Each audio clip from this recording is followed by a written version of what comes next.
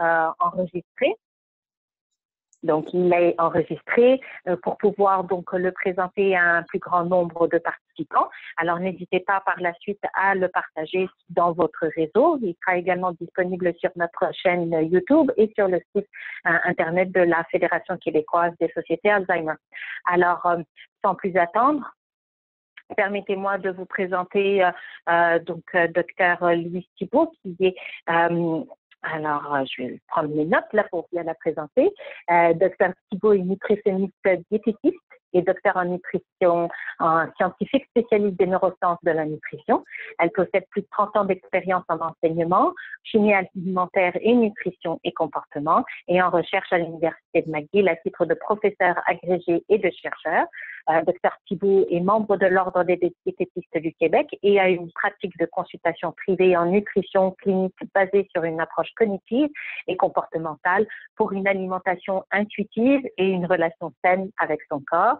Elle a également publié les résultats sous forme de plusieurs essais sur la nutrition du cerveau pour les professionnels de la santé et le grand public, plus de 60 articles dans des revues scientifiques de pointe et plus de 10 chapitres de livres présentés, plus d'une centaine de conférences scientifiques lors de congrès scientifiques internationaux. Et Dr Thibault est également formatrice pour l'Ordre des professionnels et les associations professionnelles de la santé, telles que l'OPDQ, l'Association québécoise des neuropsychologues ou encore l'Association professionnelle des nutritionnistes experts en dysphagie. Alors, sans plus attendre, permettez-moi d'accueillir Dr Thibault. Merci pour votre présence avec nous aujourd'hui. La parole est à vous. Bonjour à toutes et à tous. Je vous remercie d'être ici avec nous aujourd'hui. Je voudrais aussi remercier Mme Noa Bengaïd de m'avoir invitée pour présenter un webinaire dans le cadre de ces fameuses conférences mémorables des sociétés d'Alzheimer. Donc, aujourd'hui, je vais vous parler pendant environ 45 minutes. Je vais tenter de limiter l'information pendant cette période. Je vais faire un bref survol de tout ce qui existe à l'heure actuelle en termes de littérature scientifique sur le lien entre la nutrition et le vieillissement du cerveau. Donc, vous allez entendre des résultats de recherche scientifiques et rigoureuses en lien avec la nutrition et le cerveau. Et je vais tenter de vous convaincre qu'il est possible de vieillir en santé, pas seulement physiquement, mais cognitivement. Donc, je vais aller à la prochaine diapo qui vous présente les thèmes de mon webinaire d'aujourd'hui. Donc, après un bref préambule, on va explorer ensemble qu'est-ce que vieillir. Ensuite, quel âge me donnez-vous n'est pas une question à vous, mais c'est surtout une préambule pour vous parler d'études qui ont démontré qu'il n'y avait pas vraiment de lien entre l'âge chronologique et l'âge biologique. Nous ne vieillissons pas tous de la même façon, à la même vitesse. Pourquoi? On verra ça. Et à l'intérieur de mon webinaire, je vais vous poser des petites questions quiz. Alors, si vous pouvez répondre, ce serait bien que je vois des petites réponses vraies ou faux ou peut-être. Alors, comme ça, on va tester les connaissances. Et la deuxième partie de mon webinaire, ce sera en lien avec les nutriments, les antioxydants, les pigments et aliments et régimes qui ont démontré qu'on peut finalement garder un cerveau jeune ou du moins freiner le vieillissement cognitif en adoptant certaines mesures.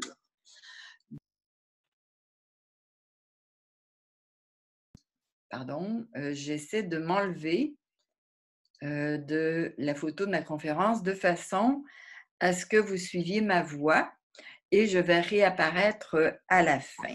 Donc, voyons voir qu'est-ce qu'on peut dire sur le vieillissement. Alors, nous savons tous qu'on vieillit de plus en plus longtemps, mais est-ce qu'il est possible de vivre mieux?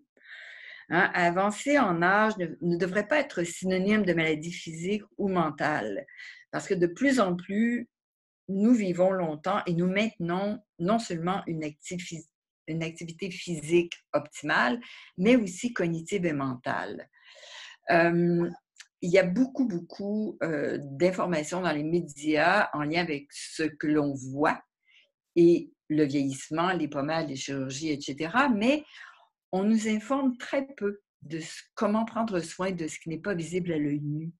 Nos organes internes, on ne les voit pas. Notre cerveau, on ne le voit pas. Bien que notre cerveau représente environ 2% de la masse corporelle, il requiert environ 20% de l'oxygène vital pour nos besoins métaboliques. Notre cerveau, le cerveau d'un adulte, contient environ 100 milliards de cellules.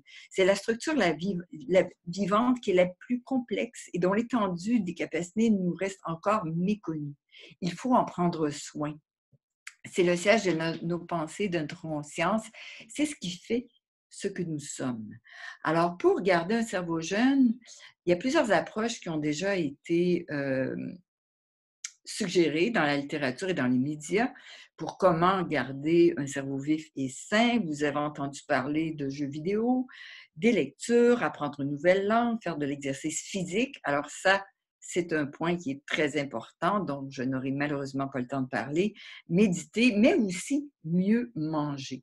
Alors, pour garder un cerveau vif et sain au fil du temps, on pourrait essayer de mieux manger.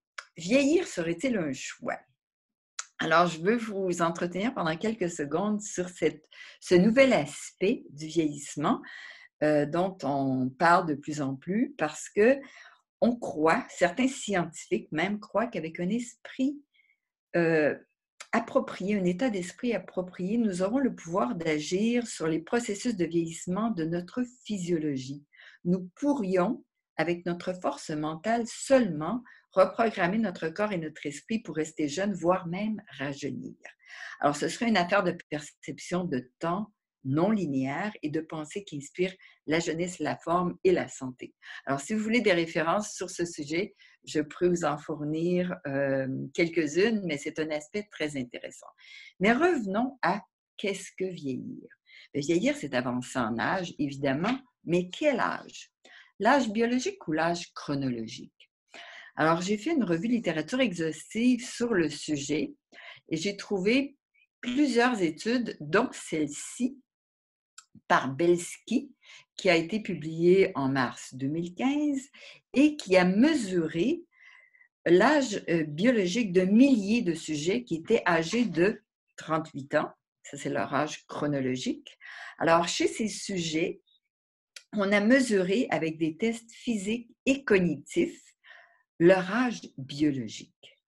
Ce qu'on a trouvé comme âge biologique, ce sont des âges qui variaient entre 28 et 61 ans chez tous ces gens dont l'âge biologique était de 38 ans. Donc, on peut croire que l'âge biologique ne reflète pas nécessairement la chronologie.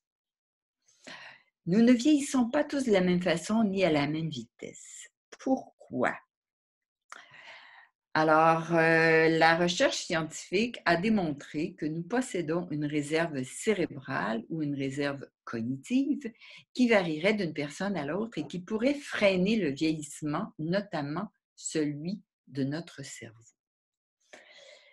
Sachez que les aliments que vous consommez peuvent améliorer votre réserve cérébrale et permettre à votre cerveau de conserver sa vitalité intellectuelle tout au long de la vie. Une petite question pour vous. Réalité ou mythe? Le macronutriment le plus important pour garder un cerveau jeune, c'est le gras alimentaire. Qu'est-ce que vous en pensez?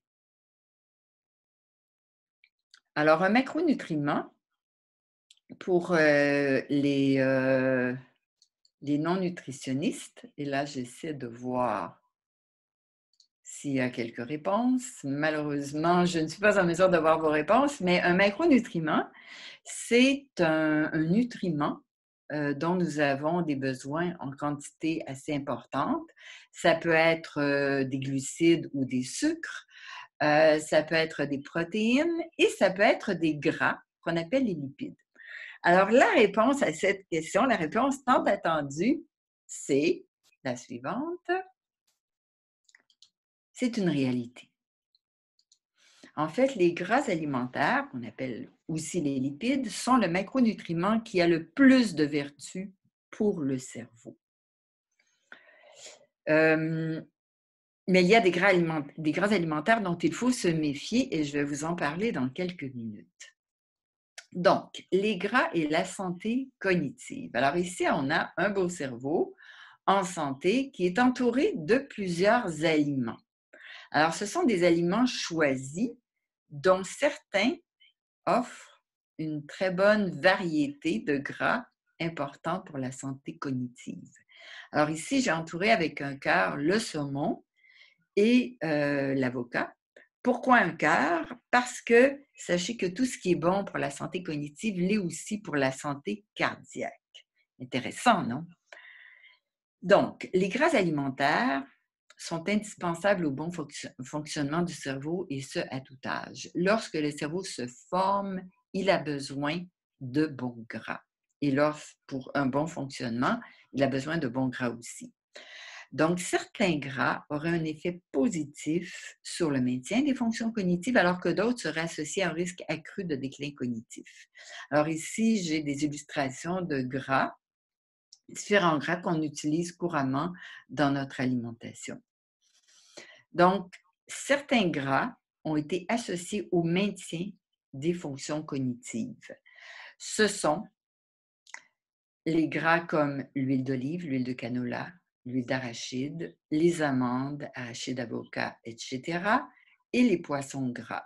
Ce sont des gras qui appartiennent à la famille gras monoinsaturés.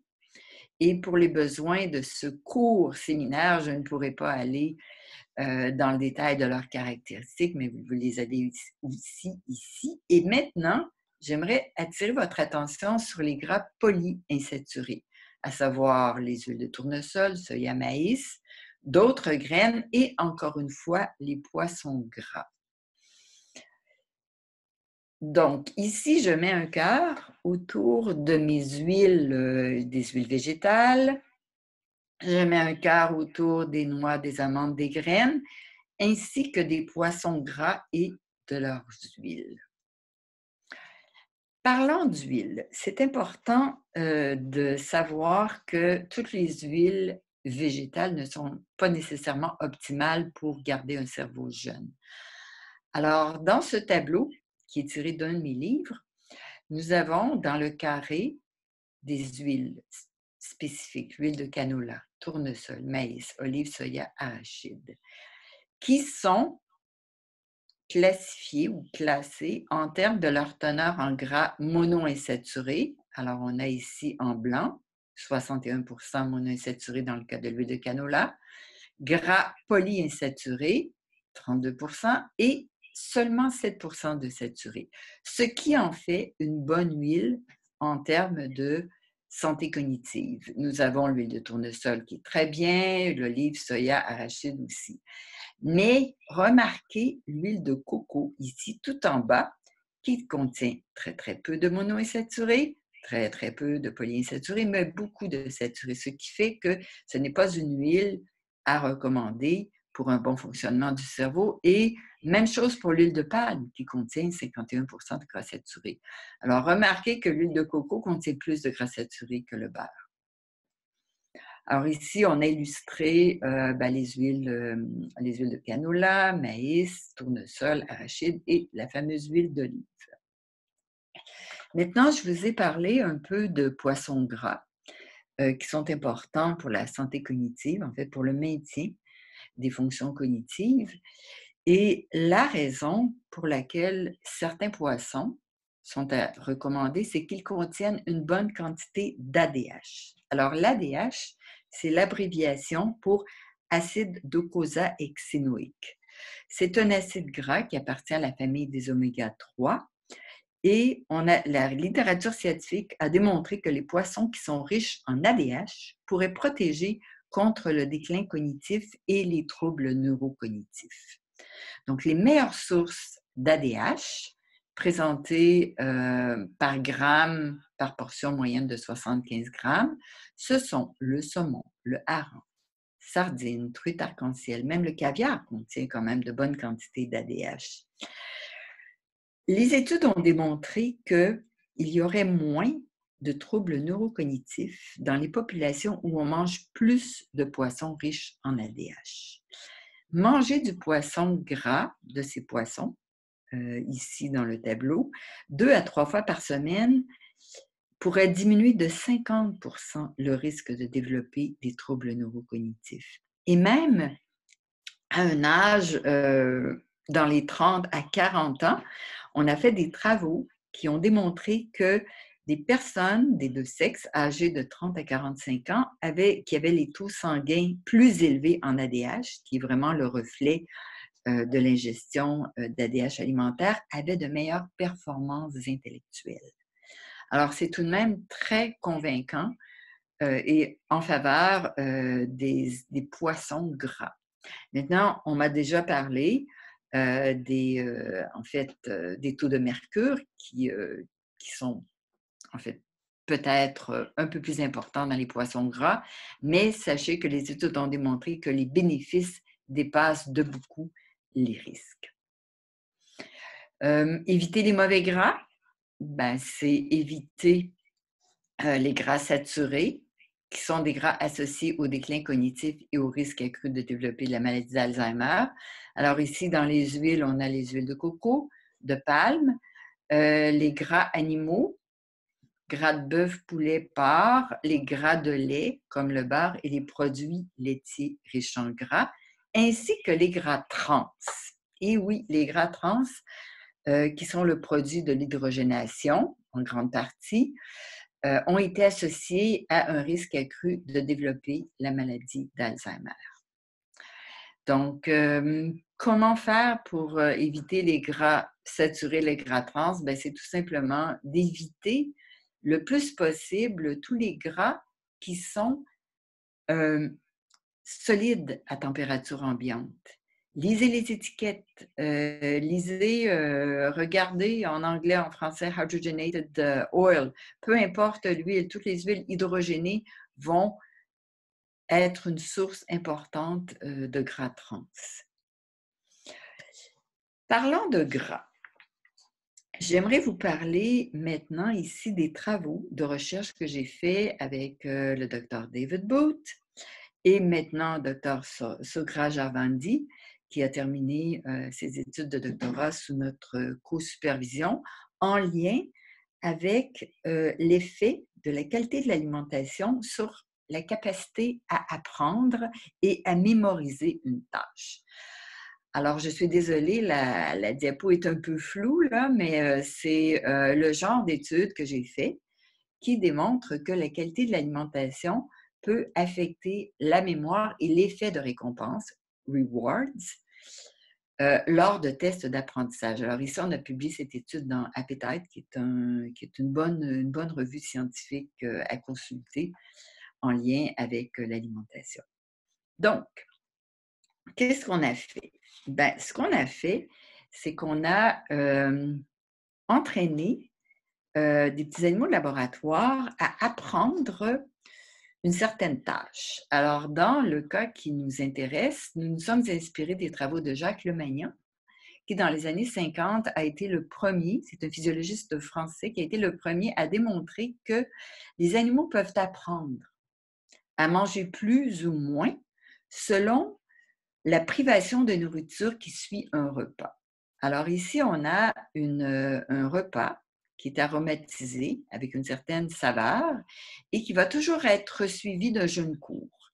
Alors qu'un autre repas, qui est aromatisé d'une autre saveur, va toujours être suivi d'un jeûne long. Alors un jeûne court, ça peut être 3 heures, ça peut être 1 heure. Un jeûne long, ça peut être 8 heures, ça peut être 13 heures. Ce que nous avons mesuré, c'est l'acquisition de l'apprentissage, à savoir que les animaux, au départ, qui mangeaient à peu près la même quantité des 2 repas, doucement ont appris à manger avec la ligne bleue plus du repas qui était toujours suivi d'un jeûne long que du repas qui était suivi toujours d'un jeûne court. Alors ici, on a de différents événements qui arrivent. Ici, on a une diminution de l'apprentissage. Ici, on a une augmentation de l'apprentissage. Ce type d'apprentissage en psychologie, s'il y a des psychologues dans l'assistance, c'est un conditionnement de type instrumental. Revenons maintenant à nos moutons, à la nutrition. Alors, je vous ai dit que le gras a été testé dans ce genre d'apprentissage. Mais avant de tester le gras, on a testé l'effet d'un repas riche en protéines et d'un repas riche en sucre et on n'a pas vu de différence notable sur l'apprentissage. Ce qu'on a vu, en revanche, avec un régime riche en graisse, c'est que un high-fat diet ou un régime riche en gras ne favorisait pas l'apprentissage. En fait, lorsqu'on donnait un régime riche en graisse dans un repas, nos petits rats n'apprenaient pratiquement rien ou très peu. Donc, la capacité d'apprendre une tâche était beaucoup moindre avec un régime riche en gras. Là, je n'aurai pas le temps aujourd'hui d'aller dans tous les détails de cette diapositive-là, mais ce que je peux vous dire, c'est que le pendant d'études chez l'humain existe. Alors, il y a des études scientifiques qui ont démontré qu'un régime alimentaire riche en graisse, avec ses effets collatéraux, diabète de type 2, hypertension, maladie cardiovasculaire, pouvait exacerber le vieillissement du cerveau et le déclin des facultés cognitives en favorisant le stress oxydant et l'inflammation. Or, le stress oxydant, il est favorisé par un régime riche en graisse dans les travaux fondamentaux chez l'animal de laboratoire, dans les travaux chez l'humain, dans l'hippocampe. Or, l'hippocampe, c'est une structure cérébrale importante pour l'apprentissage et la mémoire. Alors, voilà un mécanisme d'action que nous avons trouvé pour expliquer les résultats de nos travaux en lien avec l'apprentissage, la mémoire et un régime riche en gras. Et en passant, nos régimes riches en gras étaient riches en gras saturés. Donc, on va changer de sujet maintenant, on va parler des vitamines. Selon vous, pour rester jeune, le cerveau a-t-il besoin de plus de minéraux que de vitamines? Alors, les minéraux, pour être sur la même longueur d'onde, c'est par exemple du calcium, du fer, du magnésium, du zinc, cuivre, sélénium. Le cerveau a-t-il besoin de plus de minéraux que de vitamines? Alors, je vois que ça réfléchit fort. La réponse est c'est un mythe. C'est un mythe durable parce que c'est le genre d'information que je vois un petit peu partout dans les médias alors que c'est complètement l'inverse. Les vitamines auraient plus de vertus que les minéraux pour le cerveau. Et parmi toutes les vitamines qui ont été étudiées, celles qui sont vraiment essentielles pour garder un cerveau jeune, on a la B3, B6, B9, B12 et la vitamine K. On retrouve ici notre cerveau qui est entouré de tous ces aliments et d'aliments qui sont particulièrement riches en vitamines importantes pour la santé cognitive. Alors ici, on a toujours le saumon et l'avocat, mais ici, on a des légumineuses qui sont des fèves rouges, le brocoli, l'asperge et le cresson. Donc, ces vitamines sont essentielles pour garder un cerveau jeune pour plusieurs raisons, dont les neuromédiateurs du cerveau, qu'on appelle aussi les neurotransmetteurs, les neurones et les membranes du cerveau. Notre cerveau est composé de membranes cérébrales qui contiennent des gras, mais qui contiennent aussi des vitamines. Donc, je vais vous montrer ici une illustration, un tableau qui illustre de quelle façon est-ce que vitamines et neuromédiateurs du cerveau sont liés. Ça, j'ai tiré ça de mon livre « Nourrir son cerveau ». Alors ici, on a la sérotonine, qui est un neuromédiateur qui est peut-être familier pour vous. La dopamine, qui est important pour la récompense, la mémoire, l'apprentissage, la noradrénaline. Donc, ces trois neuromédiateurs-là sont importants pour l'humeur, la mémoire et l'apprentissage. Or, ils sont formés à l'intérieur du cerveau à partir d'acides aminés, la tyrosine et le tryptophane, qui ont besoin d'enzymes pour les former. Je n'ai pas mis les noms d'enzymes pour ne pas trop complexifier mon illustration, mais les enzymes, ce sont des hydroxylases. Les hydroxylases ont besoin de cofacteurs. Parmi les cofacteurs importants des hydroxylases de la tyrosine et du tryptophane, nous avons la vitamine B6. Alors, une carence en vitamine B6 va freiner la formation de dopamine et de sérotonine dans le cerveau parce que c'est un cofacteur important pour l'hydroxylase. La dopamine est dégradée en noradrénaline et ici, on a une décarboxylase qui a besoin comme cofacteur d'acide folique et de vitamine B12. Donc, vous avez ici un aperçu de mécanisme d'action qui fait qu'une carence en vitamine peut avoir des effets sur les neuromédiateurs du cerveau qui sont importants pour le vieillissement du cerveau et les fonctions cognitives, évidemment. Parmi ces vitamines, nous avons des vitamines qui sont solubles dans l'eau, hydrosolubles. Alors, B3, B6, B9, B12 sont hydrosolubles, alors que la vitamine K, elle est liposoluble. Elle est soluble dans les graisses. Je vous montre ce tableau-là parce que vous devez comprendre que les vitamines solubles dans l'eau ne s'accumulent pas dans l'organisme. Il faut donc les consommer chaque jour. Alors que la vitamine K, elle est hydrosoluble. On en fait une certaine réserve, on a trouvé des réserves dans le foie et aussi dans le cerveau. Je vais vous donner maintenant un aperçu d'aliments qui sont riches en ces vitamines. Donc, la vitamine B3, on en trouve beaucoup dans le foie, saumon, volaille, dans le porc, dans le veau. Et les études scientifiques démontrent un lien entre une consommation accrue d'aliments riches en vitamine B3 et une incidence moindre de déclin cognitif. En fait, il y a beaucoup d'études qui ont démontré ça, pas seulement pour la B3, mais aussi pour la B6 et pour la B12. L'effet protecteur de ces vitamines provient des aliments, parce que les études n'ont pas seulement regardé des corrélations, mais aussi ont regardé l'effet de suppléments vitaminiques de B3, de B6, de B12 et d'autres vitamines, et on n'a pas retrouvé d'effet protecteur de supplément de ces vitamines sur la fonction cognitive. Fait intéressant, la vitamine B6, on en retrouve quand même une bonne quantité dans la banane. Alors, il n'y a pas seulement les sources animales de vitamine B qu'on peut considérer pour notre bien-être. Il y a une autre vitamine ici, la vitamine B9, que l'on retrouve dans le foie, mais aussi dans les légumineuses, les légumes verts, les pâtes alimentaires et l'avocat. Et finalement, je vais vous montrer la vitamine K qu'on retrouve essentiellement dans tous les légumes verts foncés de préférence. Alors, je vous ai dit que les suppléments de vitamines, de ces vitamines et aussi de vitamine K n'auraient pas de valeur ajoutée pour prévenir le déclin cognitif. Qu'en est-il des suppléments d'antioxydants qui sont très, très populaires et très présents un peu partout autour de nous? Donc, encore une petite question. Réalité ou mythe? Des suppléments d'antioxydants ont eu pour effet d'accélérer le vieillissement.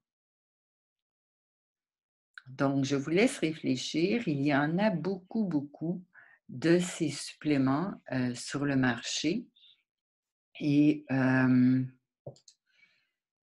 la question est, je regarde vos réponses ici et puis oui, j'ai beaucoup de réalité, j'ai beaucoup de mythes aussi. Alors, je pense que vous allez tous apprendre quelque chose. C'est une réalité.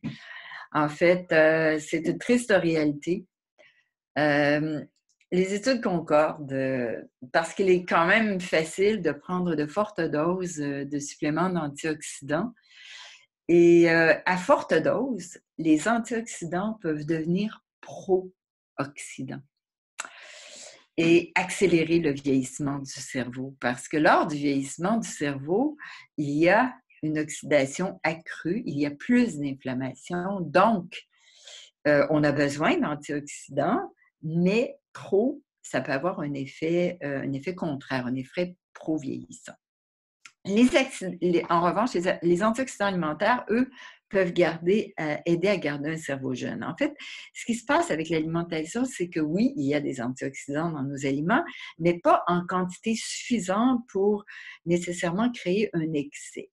Et non seulement il y a des antioxydants, mais il y a aussi beaucoup d'autres composés qui ralentissent l'absorption ou qui modulent l'absorption des antioxydants. Donc, on a vraiment intérêt à prendre nos antioxydants sous forme alimentaire plutôt que sous forme de suppléments. Donc, encore une fois, notre cerveau qui est entouré d'aliments qui sont tous, en fait, de bonnes sources d'antioxydants. Mais qui dit antioxydants dit aussi vitamines. Parce que les antioxydants, ce sont en réalité des substances qui ont un pouvoir antioxydant, mais qui peut être la vitamine A, la vitamine C et la vitamine E. En fait, ces vitamines, ce sont de puissants antioxydants. Certains pigments alimentaires ont aussi un fort pouvoir antioxydant et des acides phénoliques. Donc, ces antioxydants alimentaires vont intervenir dans l'oxydation et l'inflammation du cerveau. Ce sont deux processus qui ont un rôle majeur dans le fonctionnement cognitif et dans le vieillissement du cerveau. Les études ont montré que les taux sanguins d'antioxydants plus élevés étaient aussi associés à des performances intellectuelles supérieures. Donc, une façon de mesurer ou de valider la prise alimentaire d'antioxydants, c'est d'en mesurer les taux sanguins. Donc, des sources de vitamine A, la vitamine A, il y en a énormément préformées dans le foie, dans les poissons gras et dans leurs huiles, dans les œufs, le lait enrichi, les fromages. La vitamine C est de loin la plus retrouvée dans le poivron. C'est la meilleure source de vitamine C. Il y a évidemment dans les produits citrins, dans le kiwi, dans les litchis, pour ceux qui aiment ça. Sachez que notre cerveau est plus friand de vitamine C à mesure que nous vieillissons. Donc, manger chaque jour des aliments riches en vitamine C, une vitamine qui est soluble dans l'eau, est essentiel pour garder un cerveau jeune. La vitamine E, comme on l'a vu dans une diapo précédente, c'est une vitamine liposoluble, donc on la retrouve dans les graisses, dans les huiles, dans les amandes, les noix et les graines. Les pigments. Je vous ai dit, j'ai montré dans une diapo précédente que les pigments, ça faisait partie des antioxydants. En fait, les pigments donnent la couleur à nos aliments, mais les pourvoient en pouvoir antioxydant.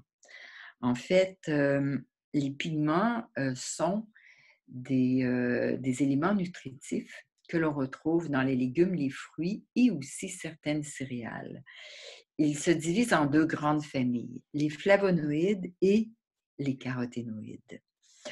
Les flavonoïdes ont un vaste éventail de couleurs. Ils vont de rouge, bleu, violet à même blanc et crème. Il y a des pigments, les anthocyanines, qui sont de couleur blanc et crème. Il n'en demeure pas moins que ce sont des pigments. Et sachez que les pigments vont se retrouver dans le sang, évidemment, ils vont traverser la barrière hémato-encéphalique. La barrière hémato-encéphalique, c'est la barrière entre notre sang et notre cerveau. Et on retrouve des pigments, entre autres des anthocyanes, dans plusieurs aires cérébrales, dont l'hippocampe, dont je vous ai parlé précédemment, en lien avec la mémoire et l'apprentissage. Quant aux caroténoïdes, eux aussi vont passer la barrière sang et cerveau. Ils sont une famille de plusieurs centaines de pigments, jaune, orange et rouge, mais on en retrouve aussi dans certains aliments verts parce qu'ils sont masqués par la chlorophylle. On les retrouve aussi dans plusieurs organes corporels, dont le cerveau. Quant aux acides phénoliques, les acides phénoliques, c'est une famille de composés qu'on retrouve dans nos aliments. Les plus importants pour le cerveau vieillissant, ce sont les catéchines du thé vert et le resveratrol. Alors, on a beaucoup parlé du resveratrol dans le vin, il y en a aussi dans les raisins, mais sachez aussi qu'il y en a dans les mûres, les arachides et la rhubarbe. Alors, il n'y en a pas seulement dans le vin. Je vais vous parler brièvement de tous ces aliments et régimes qu'on a testés pour garder un cerveau jeune. On a testé plusieurs aliments et ce qu'on doit retenir de tout ça, c'est très simple. Le message est manger plus de légumes et de fruits pourrait protéger contre le déclin cognitif, et ce, à tout âge. Parce que sachez que notre cerveau se forme jusqu'à l'âge d'environ 20 ans, mais ensuite, il commence à vieillir. Donc, le déclin cognitif, il commence quand même assez tôt dans la vie. Autre chose dont je voulais vous parler, c'est le régime DASH, Dietary Approaches to Stop Hypertension, les régimes méditerranéens et épigénétiques. Ils ont tous été associés à une meilleure santé cognitive. Il n'y en aurait pas un à préconiser plus que l'autre. Ce sont tous de bons régimes. Il y a aussi une astuce qui consiste à manger moins pour garder un cerveau jeune. Alors, j'ai 2 petites diapos sur ça. Donc, manger moins, ça permet de vivre plus longtemps, on le sait. Il y a énormément d'études qui ont été publiées sur le sujet. Je vous en présente une ici sur des animaux de laboratoire qui ont été nourris soit à volonté, la ligne pleine ici, ou dont on a restreint le régime alimentaire de 60 %. C'est beaucoup, je l'admets, mais tout de même, ça a des effets phénoménaux parce que l'espérance de vie d'un rat de laboratoire, c'est environ 2 ans. Regardez son espérance de vie qui est pratiquement doublée lorsqu'on restreint son régime alimentaire. En fait, ce que les chercheurs ont fait, c'est qu'ils ont diminué un peu de tout. Ils ont diminué un peu les protéines, un peu les glucides, un peu les gras pour arriver à une restriction calorique d'environ 60 %. Je vais vous présenter une autre étude ici qui est assez intéressante, qui a été faite chez l'humain, cette fois-ci, par White et collaborateurs en 2009, qui a mesuré des scores de mémoire chez des sujets de 60 ans, dont on avait restreint l'apport calorique de 30 % pendant 3 mois. Alors, encore une fois, on a restreint un peu les glucides, un peu les protéines, un peu les lipides pour arriver à une restriction calorique de 30 % pendant 3 mois. Donc, en ordonnée, nous avons les scores de mémoire en pourcentage et nous voyons ici qu'au début de l'étude, avant la restriction, le score de mémoire était identique, ou pratiquement le même. Regardez ce qui s'est passé après 3 mois. Le score de mémoire a augmenté de façon assez phénoménale chez le groupe qui était restreint. Il y a plusieurs mécanismes d'action qui ont été proposés pour expliquer tout ça. Malheureusement, je n'ai pas le temps dans mes 45 minutes pour vous expliquer tout ça, mais c'est du sérieux, c'est très intéressant tout ça, tout simplement en mangeant un peu moins de tout. J'ai quelques petites astuces pour... malheureusement, je n'ai pas vraiment le temps de répondre à vos questions à mesure qu'elles arrivent, mais n'ayez crainte, je vais prendre le temps à la fin de vous répondre. Alors, quelques petites astuces pour manger moins. Les nutritionnistes diététistes parmi nous, vous le savez, quand on saute au repas, ce n'est pas une bonne stratégie pour manger moins parce que nous allons forcément être portés à grignoter ou à trop manger au prochain repas. Donc, nous compensons en général lorsqu'on saute un repas. Donc, ce n'est pas une bonne façon. Mais prendre de plus petites portions, une assiette ou un verre plus petit pourrait nous aider à remplir notre assiette, remplir notre verre avec moins d'aliments tout en ayant la satisfaction d'avoir assez mangé. Soyons attentifs à ce que nous mangeons en évitant les distractions. Par exemple, si certains d'entre vous sont en train de manger en écoutant le webinaire, vous avez une distraction importante qui dévie votre attention de ce que vous mangez et qui pourrait vous porter à manger plus. Donc, vous ne mangez pas en pleine conscience, c'est évident. Mangez lentement. Ça, c'est quelque chose qui est important, qui est préconisé pour tenter de manger moins. Alors, manger lentement, ça nous permet de porter attention à ce que l'on mange et de manger plus en pleine conscience. Et évidemment, éviter de vous resservir. Souvent, cette deuxième portion est de trop. Alors voilà, j'ai quand même une petite référence à vous suggérer ici pour mettre de l'avant les astuces pour manger moins. Donc, je suis presque à la fin de mon exposé, donc je voudrais vous rappeler que non seulement il est important de bien choisir ses aliments, ses nutriments, mais il faut quand même bien les apprêter, les cuisiner. La cuisine, lorsqu'on donne des traitements de chaleur pendant longtemps, la lumière et l'air ont des effets pervers sur les nutriments.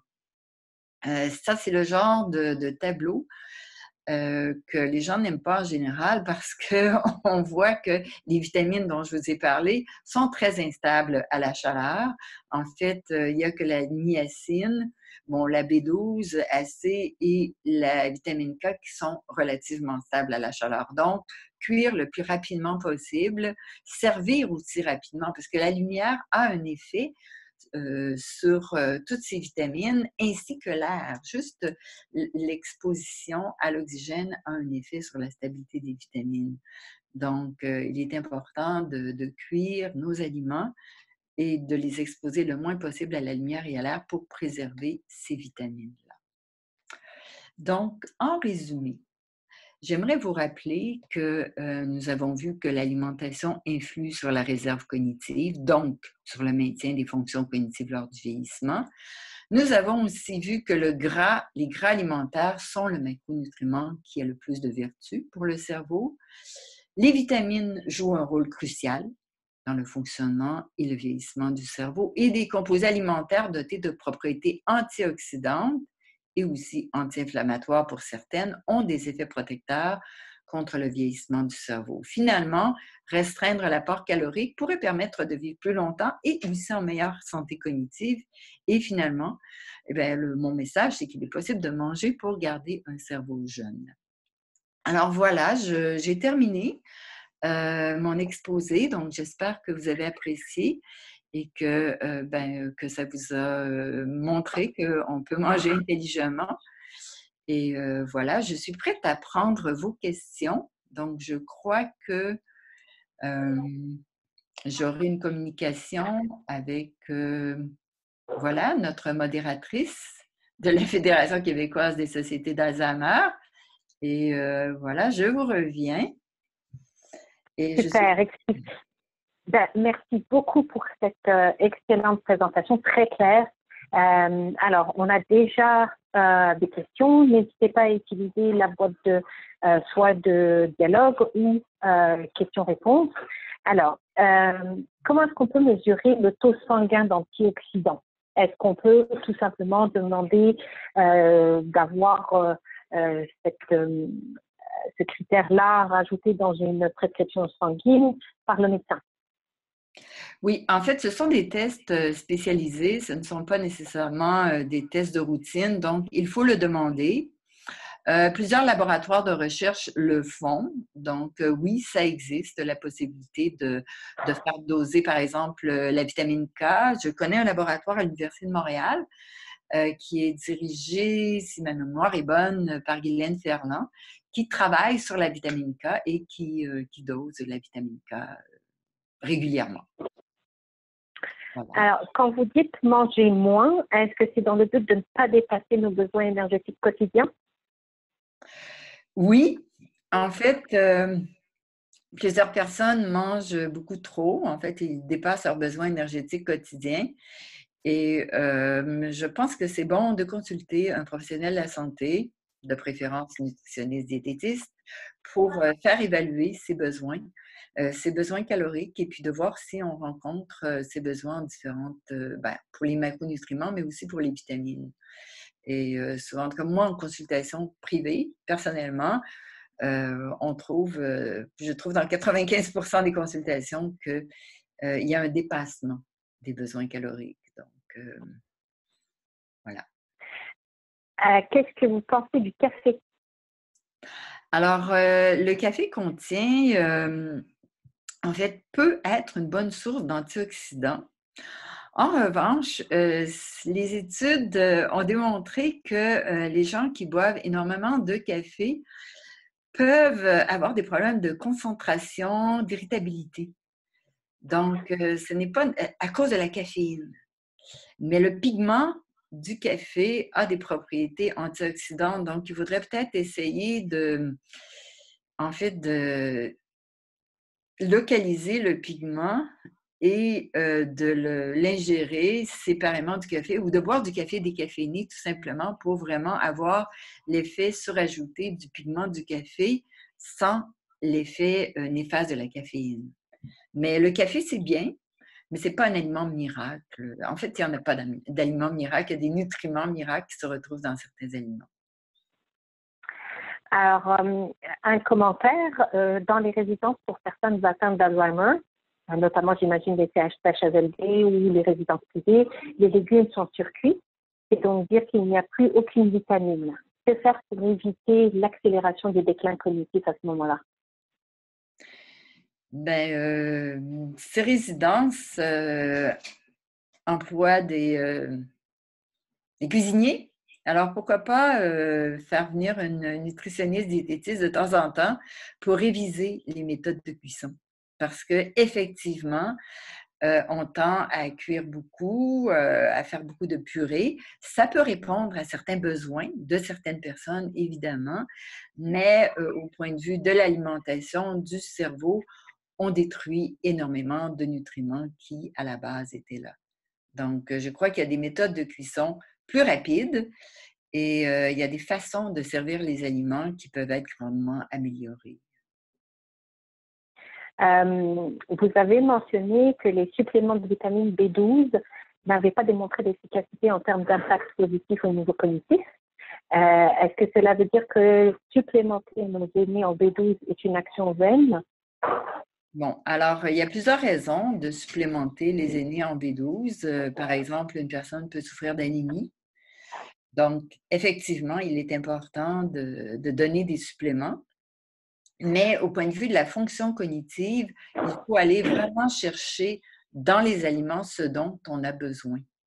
Alors, des aliments riches en vitamine B12, il y en a.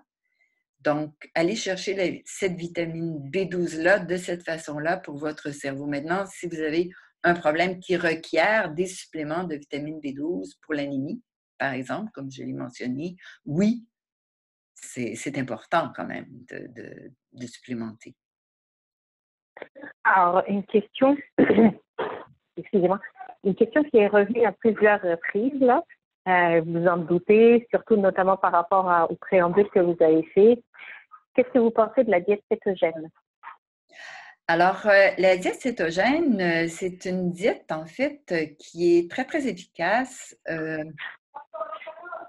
pour certains troubles neurologiques.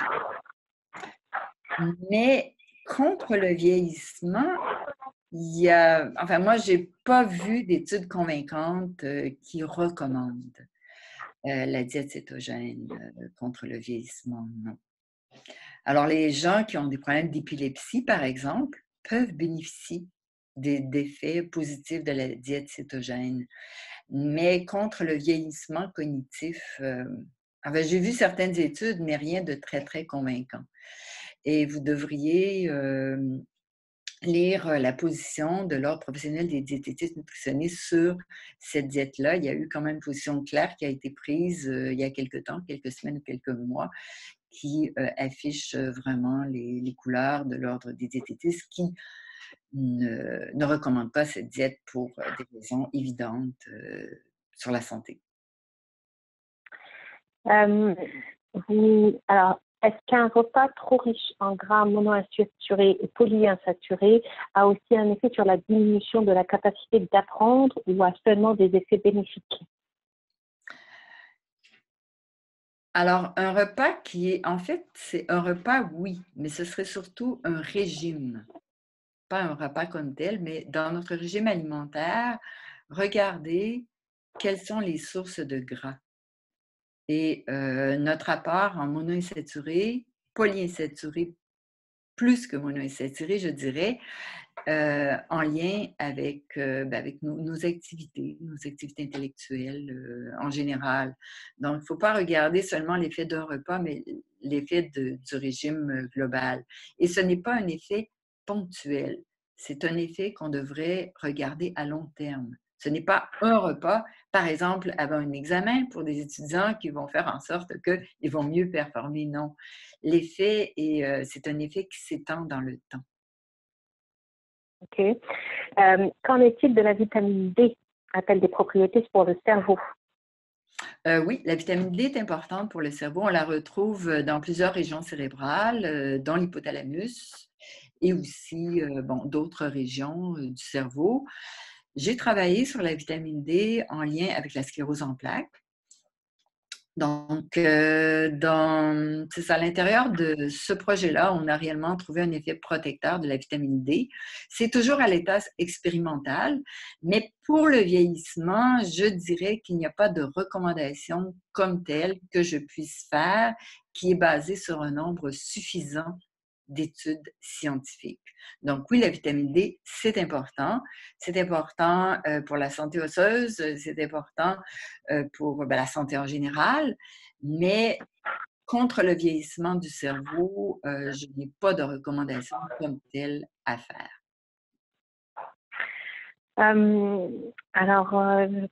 Oui, qu'est-ce que vous pensez du régime MIND? Le régime MIND, c'est un régime qui est très bien, qui, je l'ai pas mis dans la liste de mes régimes, là, dans la diapo, mais c'est un régime qui est très bien. Mais comme je vous le disais, tous ces régimes-là ont tous des bonnes recommandations, sont tous basés sur beaucoup de légumes et de fruits dans cet ordre-là. Des aliments qui sont riches en gras, monoinsaturés, polyinsaturés, une alimentation qui est riche en fibres, qui n'est pas trop calorique. Donc, ils sont tous bons. Je ne préconise pas un régime plus que l'autre. Le régime méditerranéen, c'est très bien si ça vous convient. Mind, c'est très bien. DASH, c'est très bien. Voilà. Mais régime Mind, c'est très, très bien aussi. Vous avez surtout parlé, Dr. Thibault, de comment finalement est-ce qu'on peut prévenir ou en tous les cas ralentir le vieillissement. Est-ce qu'une fois que la personne a déjà la maladie d'Alzheimer, l'alimentation peut avoir un effet positif? Bon. Alors ça, j'en parle dans mon livre Manger pour garder un cerveau jeune, que vous voyez ici. Les études ont démontré que lorsqu'il y a atteinte neuronale, lorsqu'il y a dégénérescence des neurones, on ne peut pas régénérer les neurones avec l'alimentation. Dans un cerveau sain, il y a production de neurones. On a démontré que des gens de 90 ans pouvaient produire de nouveaux neurones dans leur cerveau. Mais lorsqu'il y a une atteinte neuronale sévère, l'alimentation ne pourra pas corriger. En revanche, il est toujours important de garder une alimentation qui est riche en antioxydants, en substances anti-inflammatoires, en toutes ces vitamines dont je vous ai parlé, en bons gras, en ADH, entre autres, pour tenter de maintenir ce qu'il reste de fonction cognitive à un taux optimal. Mais on ne peut pas guérir. Aujourd'hui, l'état de la littérature montre qu'on ne peut pas guérir avec l'alimentation et surtout pas avec les suppléments. C'est bien de le mentionner. Un commentaire également. Alors, docteur Vlasasa et la nutritionniste ont fait des études liant des glycotoxines et la dimance. Cette réaction chimique lors de cuisson ou en séchant les aliments dans des procédés de transformation alimentaire entre les sucres et les protéines, accentuée avec le gras, est rarement discutée. Est-ce que vous auriez des commentaires à ce sujet? Bon, alors si je comprends bien, la question, c'est que des glycotoxines seraient formées lors de la cuisson, lors du traitement de chaleur, et ce serait le résultat de la liaison de protéines et de gras et de sucre. Et de sucre, oui. On m'a déjà posé la question. On m'a déjà posé la question lors d'une conférence cette année. et j'avais fait ma recherche sur le sujet. J'ai trouvé quelques études, mais pas tant que ça. En lien, là, des études qui sont bien faites, là, en lien avec le vieillissement du cerveau, des études tant de corrélation que d'intervention. Il n'y a pas de tant de travaux qui ont été faits sur ça, donc je ne peux pas me prononcer. Mais ce que je peux vous dire, c'est que si vous pouvez manger les aliments très peu cuits, crus, c'est beaucoup mieux. C'est mieux pour préserver votre capital nutritif et c'est mieux aussi pour éviter la formation de composés tels que les glycotoxines. Donc, mais je ne peux pas dire qu'il y a beaucoup d'études concluantes sur ça, non. Est-ce que vous pourriez également peut-être réagir sur l'importance de l'hydratation sur les fonctions cognitives? L'importance de l'alimentation sur les fonctions cognitives. De l'hydratation. De l'hydratation. C'est important de bien s'hydrater, évidemment, pour maintenir un métabolisme sain, pour aussi se sentir alerte. Parce que quand on est déshydraté, on peut avoir un effet de fatigue, ce qui va faire qu'on va être moins attentif à ce qu'on fait, on va avoir plus de problèmes à se concentrer. Moi, je dirais que l'effet de l'hydratation, il est plutôt au niveau de l'attention que de la performance cognitive. Donc, bien s'hydrater, ça ne veut pas nécessairement dire boire 8 verres d'eau par jour parce que nos aliments contiennent énormément d'eau. Donc, selon votre poids, votre âge, votre sexe, vos occupations, vos besoins en eau sont différents, mais il est important de les rencontrer pour vous sentir énergique, pour vous sentir attentif. Alors, c'est à ce niveau-là que l'hydratation va avoir un effet. Alors, je vais vous poser la dernière question. On a eu énormément de participation. Merci à tous. Qu'est-ce que vous pensez du nouveau guide alimentaire? Le nouveau guide alimentaire? Ben, j'en ai parlé lors d'une conférence à l'UQAM au début de l'année. On m'avait demandé de le commenter. Ben moi, je trouve, il est nouveau pour nous, mais ce n'est pas un nouveau guide parce qu'il y a plusieurs pays qui ont adopté un guide semblable avec l'assiette bien avant nous. Ce que j'aime de ce guide-là, en fait, c'est qu'il préconise les légumes, les fruits, les fibres. Ce que j'aime moins, c'est qu'il parle d'aliments protéinés, il ne parle pas d'aliments comme tels. Il donne un label protéines à certains aliments. Alors que les protéines, c'est un macronutriment dont on rencontre assez bien les besoins. Donc, bon, mais je ne m'étendrai pas sur les protéines. Je vais surtout parler du fait que le nouveau guide alimentaire préconise l'ingestion d'aliments qui sont riches en vitamines et aussi en bons gras. Donc, on parle des poissons gras et ça, j'aime beaucoup, beaucoup.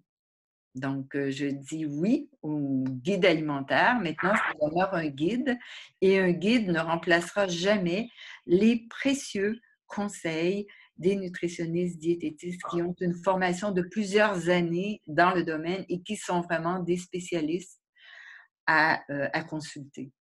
Donc, c'est un guide intéressant, mais il faut vraiment le compléter avec une opinion professionnelle. Parfait. Sur cette belle conclusion, je vais remercier tout le monde là pour votre participation. On a aujourd'hui atteint plus de 105 participants.